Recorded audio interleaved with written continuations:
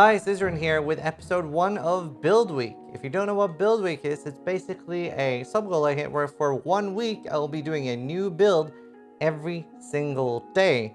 This one is going to be about Winter Orb and, well, we'll make it some sort of like build guide of sorts and also just my thoughts on how like leveling and everything went. So I tried different stages of the character and I tried to just do as much as I could with what I had on solo self-found. So this isn't like really me trying to do anything on a budget or being like super like new player friendly. And a lot of these builds, like for example, today I was playing Winter Orb and the only goal I had was like, let's see if we can make a tier 4 map viable. And I know quite a lot of people are using Winter Orb with a headhunter and stuff, but I didn't want to go that far. Pretty much anything works with a headhunter, and Winter Orb for a long time has been known as one of the best headhunter builds. But I really wanted to see what I could take it with what I had.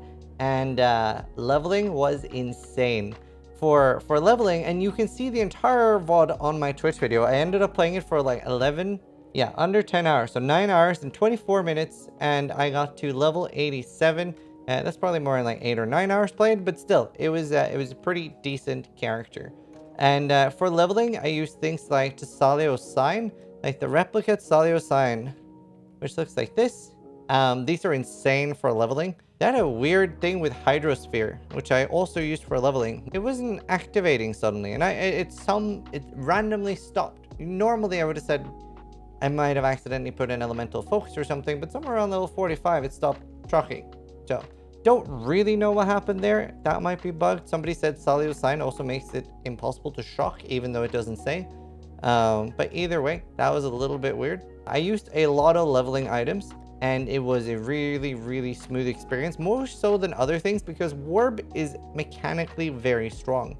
Winter Orb is kind of like ranged Blade Vortex. So when you put things like, the Barracks Grip, Pass, and Replica Prism Weave, and I just had +1 cold ones for leveling. This was what I leveled with. So I just crafted cast speed at level 40. Until then it was just +1 cold. And I used the tabula with damage, and then later +2 AoE or +2 duration. Either works.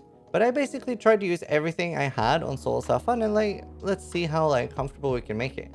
And leveling was really nice. Probably one of the fastest and more enjoyable leveling experiences I've had this league. It took me, I think it was around 3 hours to maps, and it was a really good pace. I think it was level 68 when I hit maps at 3 hours. We'll talk a little bit about the story of the character and what I did. So I rushed Elemental Overload and the dual wield nodes for leveling, and then did your normal, your cluster here. Then I went down and grabbed the life nodes and then the duration nodes. I did then go over, actually, I grabbed cast speed as well. I think I did that fairly early because cast speed is very important for this build and it feels really good. Then after having grabbed duration and stuff down here, I went over here and grabbed melding and nimbleness, and I was thinking about going over here. And then I was like, I don't really want to. I don't really want to be over in Trickster. So I've decided going more down here for more life. If I was softcore, I probably would go over Trickster and grab more damage.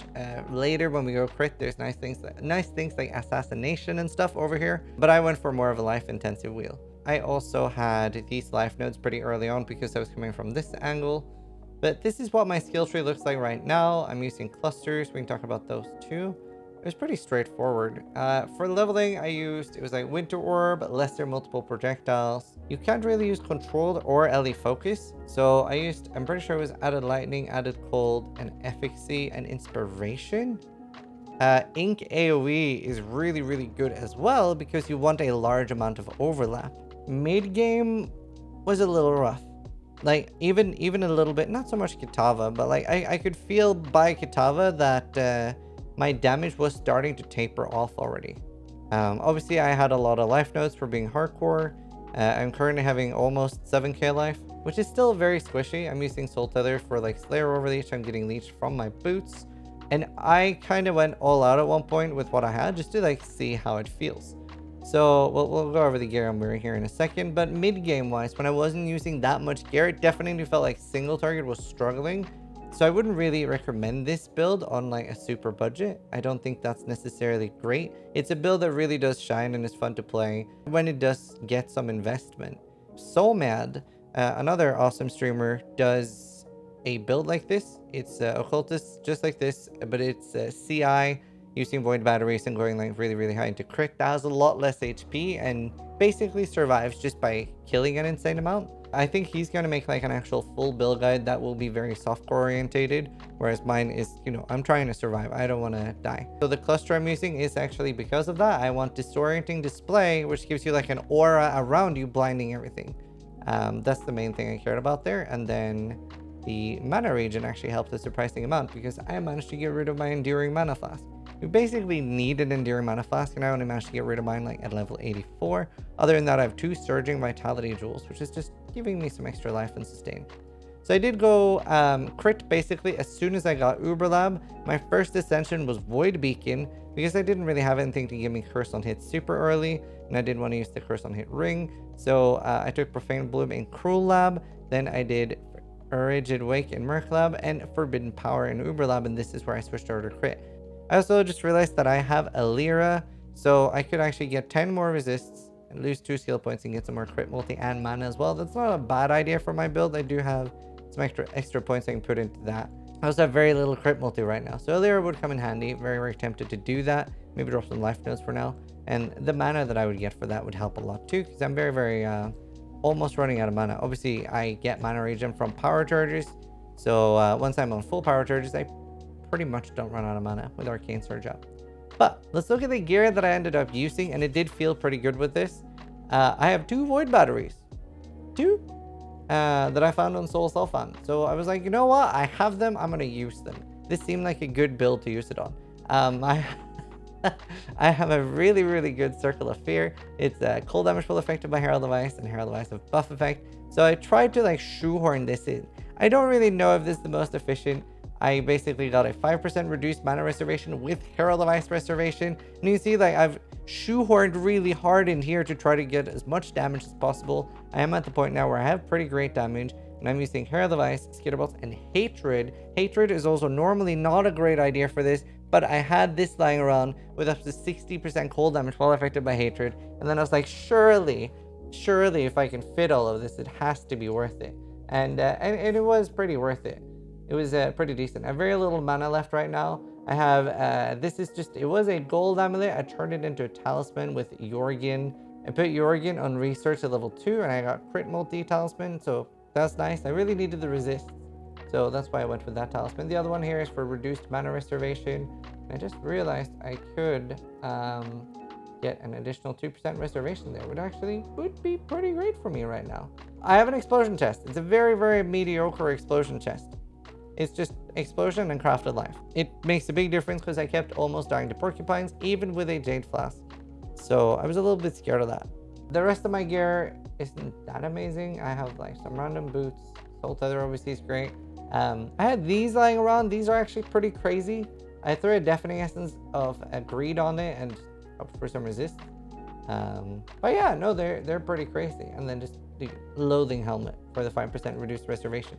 I would probably just recommend ditching Skitterbots. You save so much mana. Like it's just 19% more damage. It's not the end of the world. And some chill and shrug. Not the most important to min-max as much as this. It was just I had it and I wanted to see how far I could get the build. Other than that, I'm using a Wise Oak with perfectly balanced resist, so I'm penetrating and getting 10% reduced damage. A Life Flask, immune to bleed, immune to curses, move speed from my Quicksilver, and I'm obviously immune to chill and freeze from here.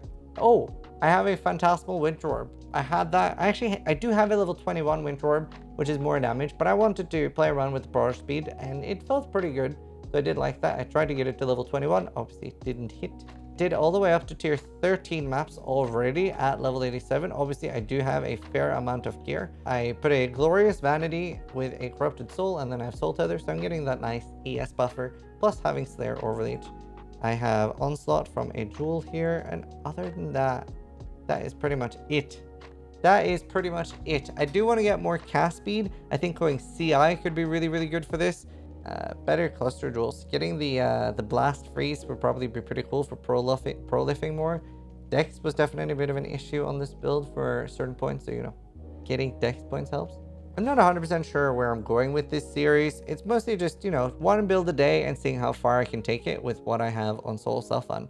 So I was expecting to hit 90 to 94, but that's because I have done so much leveling in Wildos Rest.